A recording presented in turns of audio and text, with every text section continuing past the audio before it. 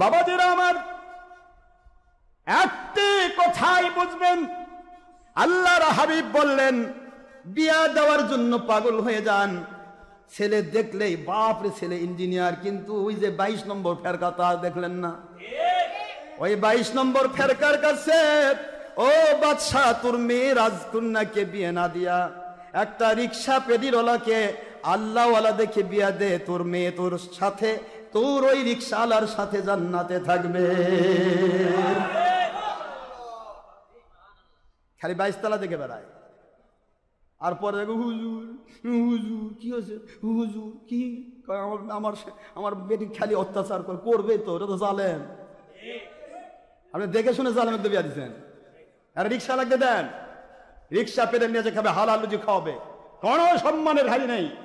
দো জাহানের বাদশা সাইয়্যিদুল মুরসালিন আখেরি নবী হুজুর পাক সাল্লাল্লাহু আলাইহি ওয়াসাল্লাম বলেছেন, মানুষ যখন শ্রম দেয় আর প্রত্যেকটা ঘামের বিনিময়ে আমার আল্লাহ পাক সদকায়ে জারিয়ার সওয়াব দেয়। চোর চোরটার দিকে দৌড়ায়, খালি কি করে দেখে না। আমি ওই ভাই কোন কোন কোন লাইনের লোক, কত তা তো জানি না। ওরে বাপ, দেন বিয়া দেন, পরে বুঝবেন খেলা। পরে কই হুজুর 5 লাখ টাকা চাই। আমার একটা মুড়ি চাকতো দেখি, ওর আমরা তুলবো আমি। আমার মুড়ির দাবিদার কোন যুবক যদি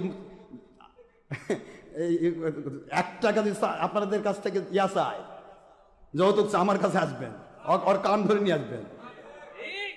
যৌতুক নেওয়ার চিন্তা যে করবে, এটা জালেম, এর জীবনে বরকত থাকবে না। মানুষ তার জীবনের সর্বস্ব দিয়ে একটা মেয়েকে পালন করেছে, যা খাওয়ার খাওয়াইছে, কত কি করেছে, মেয়েটাকে 16 বছর 20 বছর 25 বছর পারলো তোক দেওয়ার জন্য, আর তুই নিবি আবার তার থেকে 5 লাখ।